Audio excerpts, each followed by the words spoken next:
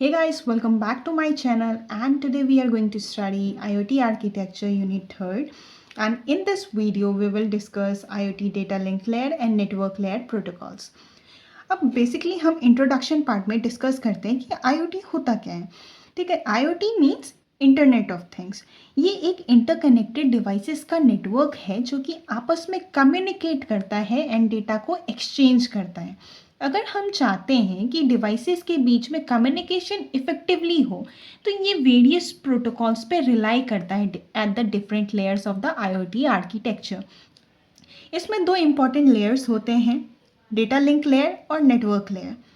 Now we will discuss the importance of data link layer and network layer protocols in IoT architecture. जो data link layer होता है वो reliable transmission of data के लिए responsible होता है between the devices जो कि कनेक्टेड होता है सेम फिजिकल लिंक पे। ठीक है, ये इंश्योर करता है कि जो भी डेटा ट्रांसमिट हुआ है वो विदाउट एरर्स हो और कुछ मैकेनिज्म प्रोवाइड करता है जैसे कि फ्लो कंट्रोल और एरर डिटेक्शन। अगर हम बात करें कि नेटवर्क लेयर प्रोटोकॉल्स क्या होता है तो ये routing data packets between the different networks के लिए रिस्पॉन्सिबल होता है। राउटिंग डेटा पैकेट्स का क्या मतलब हुआ?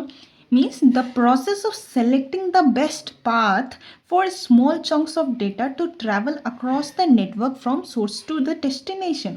It means हम जो स्मॉल चंक्स ऑफ जो डेटा है उसके लिए हम एक बेस्ट पॉसिबल जो भी पाथ होता है उसको सेलेक्ट करते हैं जिससे कि वो अक्रॉस द नेटवर्क सोर्स से डेस्टिनेशन तक रिलायबली ट्रांसमिट कर सके, डेटा को अच्छे से ट्रैवल कर सके।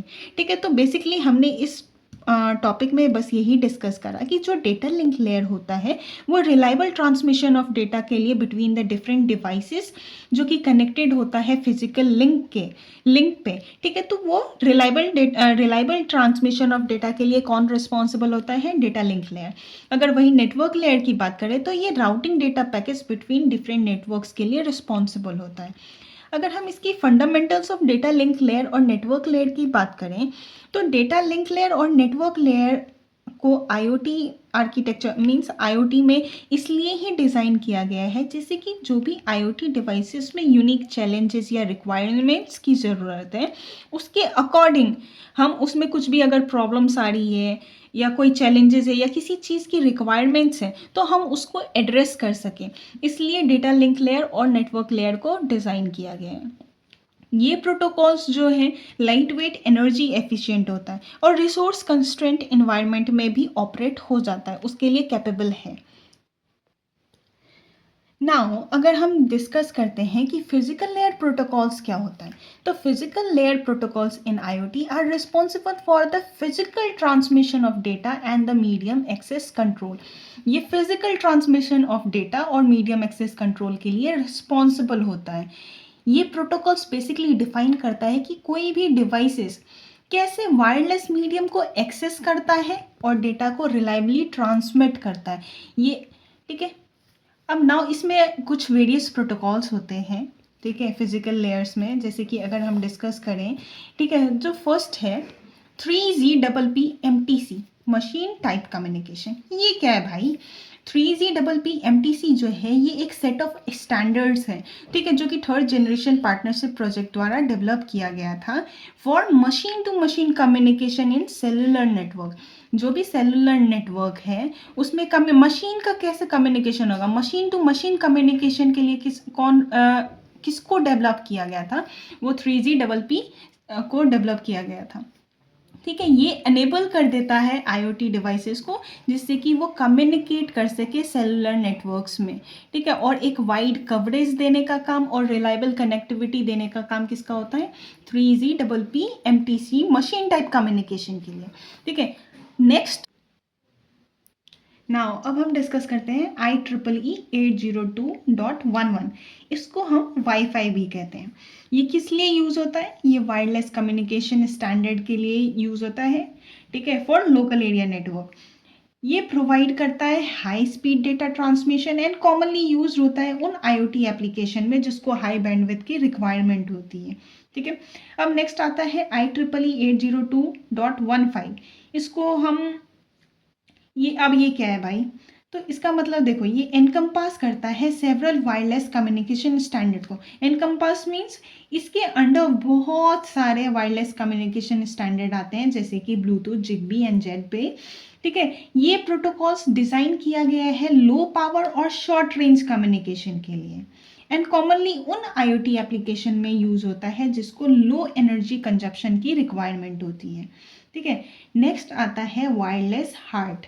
ठीक है, वायरलेस हार्ट जो है ये एक वायरलेस कम्युनिकेशन प्रोटोकॉल्स है जो कि स्पेसिफिकली डिज़ाइन किया गया है प्रोसेस ऑटोमेशन एप्लीकेशन के लिए। ठीक है, ये रिलायबल और एक सिक्योर कम्युनिकेशन प्रोवाइड करता है between sensors, actuators and control system के लिए, जो कि एक इंडस्ट्रियल इन्वायरमेंट में सेंसर्स, एक्चुएटर्स जो भी यूज़ होता है, तो एक उनके बीच में सिक्योर और रिलायबल कम्युनिकेशन के लिए कौन रिस्पॉन्सिबल होता है? Wireless HART. नाउ अब आता है Bluetooth low energy. Bluetooth low energy एक पावर एफिशिएंट वर्जन है किसका? ब्लूटूथ वायरलेस कम्युनिकेशन स्टैंडर्ड का। इसको हम डिज़ाइन किए हैं शॉर्ट रेंज कम्युनिकेशन के लिए। ठीक है, ये उन आईओटी एप्लीकेशन के लिए एप्लीकेबल है जिसको लो एनर्जी कंजप्शन की रिक्वायरमेंट है, जैसे कि वियरेबल डिवाइसेस और या स्मार्ट होम ऑटोमेशन। ठीक है, तो ये था ब्लूटूथ लो एनर्जी। अब आता है Zigbee smart energy. Zigbee smart energy एक कम्युनिकेशन प्रोटोकॉल है जो कि IEEE 802 पे बेस्ड है। ठीक है, ये इस स्टैंडर्ड पे बेस्ड है। ठीक है, ये इसको डिज़ाइन किए हैं जिससे कि for the energy management and demand response application in smart grid system. ठीक है, जिगबी स्मार्ट एनर्जी जो है वो इनेबल कर देता है डिवाइसेस को कम्युनिकेट वायरलेसली करने का। ठीक है, वायरलेसली कम्युनिकेट करेगा और कंट्रोल करेगा एनर्जी यूजेस को इन होम्स एंड बिल्डिंग में। ठीक है, अब नेक्स्ट आता है डैश 7। डैश 7 जो है एक लो पावर और long range wireless communication protocol है। ठीक है, जो कि ये उन आईओटी एप्लीकेशन के लिए डिज़ाइन किया गया है जिसको लो बैटरी लाइफ चाहिए और या एक्सटेंडेड रेंज की रिक्वायरमेंट है। ठीक है, तो ये उसके लिए है। ये ऑपरेट होता है सब गीगाहर्ट्ज़ फ्रीक्वेंसी बैंड में, एंड ये उन एप्लीकेशन के लिए सूटेबल है जैसे कि एसेट ट्रैकिंग और रिमोट मॉनिटरिंग के लिए। Now we will discuss the network layer protocols in the next part of the video.